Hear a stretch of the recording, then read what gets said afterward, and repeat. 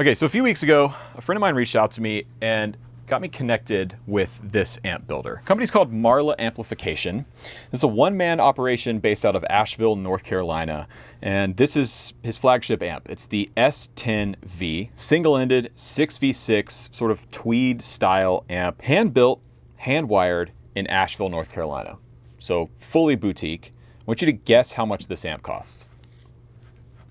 It's $860. I don't know how he's able to do it, but in today's video, I'm gonna show you the S10V, put some pedals in front of it, see how it reacts, show you what it's good at, and then I'll give you my thoughts on the amp.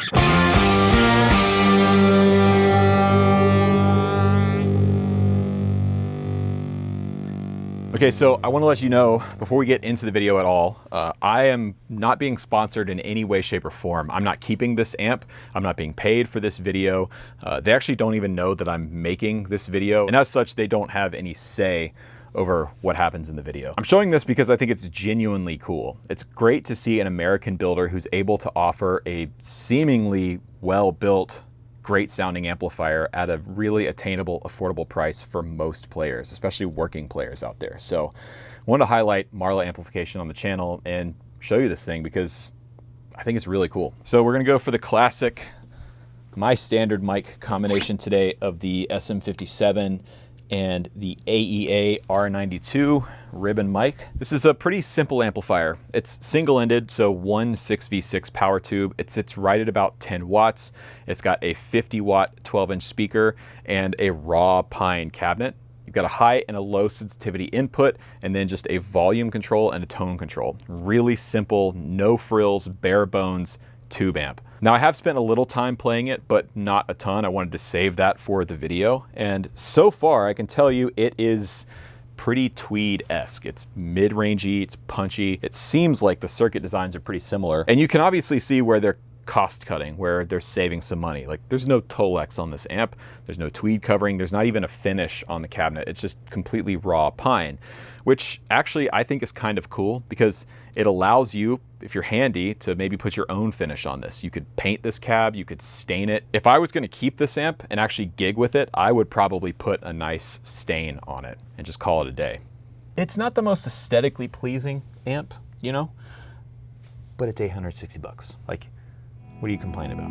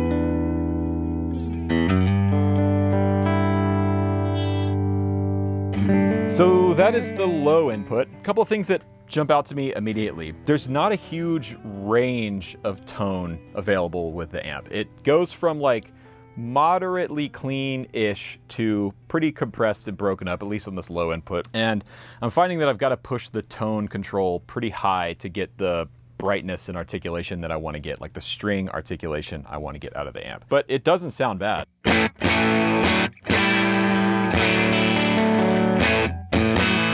It's very, very tweed-esque. We'll go to the top input here, same settings, and see what it does.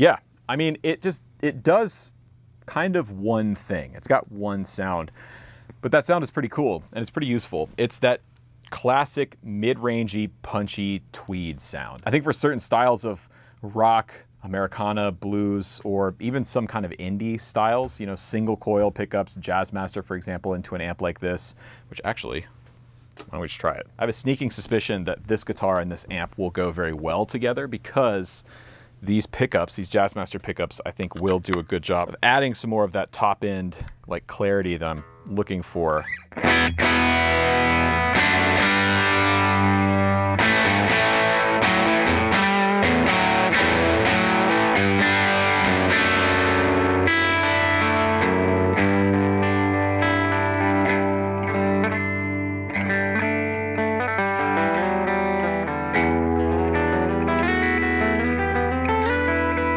Back to the low input here.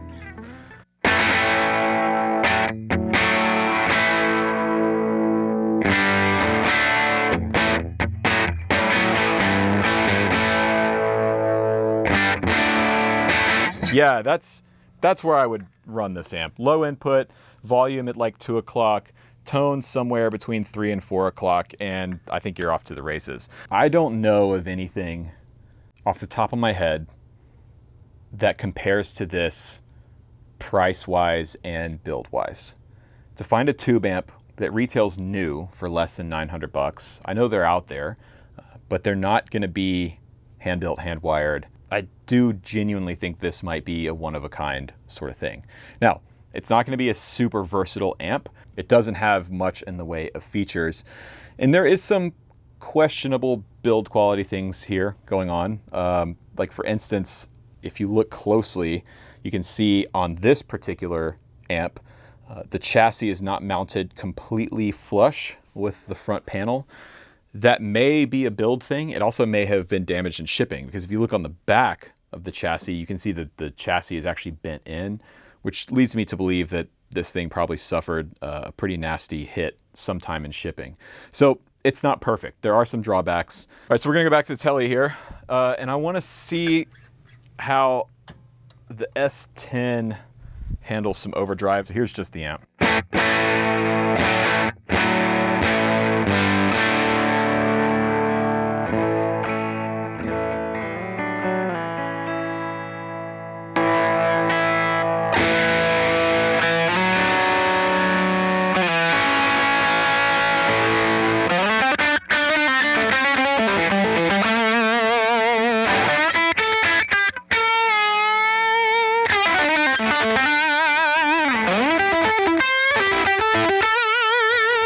Interesting actually. So I'm hitting the front end of this thing really hard and it's doing a decent job of holding together, which is something that single-ended 6v6 amps like this can have a hard time with. You know, they can kind of fall apart and start to sputter if you're hitting the front end of the amp with a ton of gain from like an overdrive or fuzz, for example. But that's pretty good. I would probably back the gain off the pedal just a little bit and treat it more like a colorful boost. In fact, let's just do that. I'll bring the gain down. I'll push the volume up. So now it's more of a saturated boost.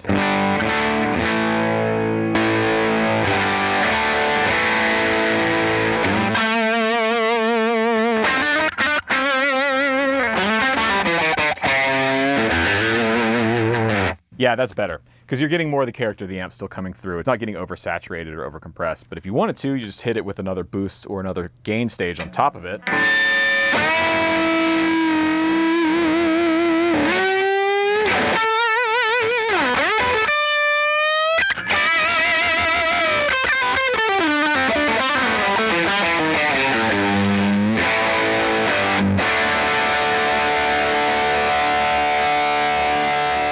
That's a killer little amp.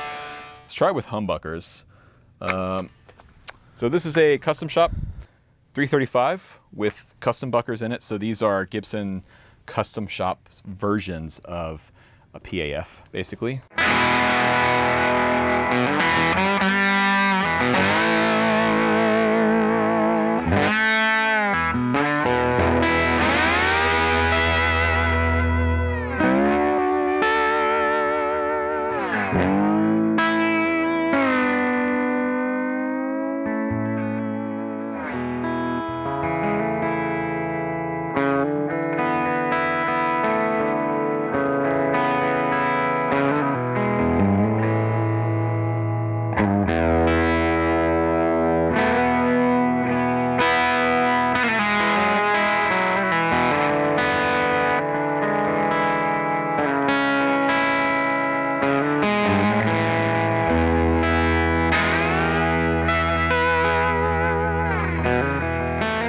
dude, you know, it's just great. It's simple, it's bare bones, not a lot of frills. So I'll have some links down below if you want to check out the S10V. I think he also makes a 20-watt version for people that need some more power, some more headroom. But check him out if you're interested. And again, just to reiterate, I'm not sponsored in any way by this company. I'm not keeping this amp. I'm going to box it up and send it back to him.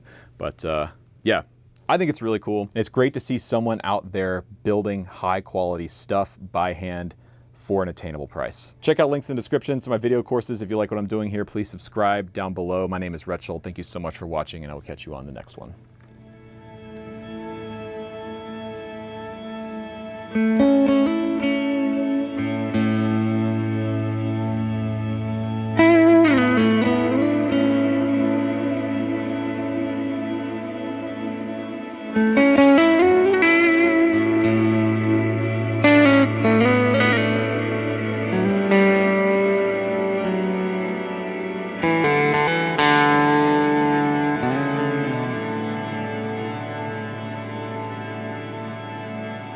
Thank you.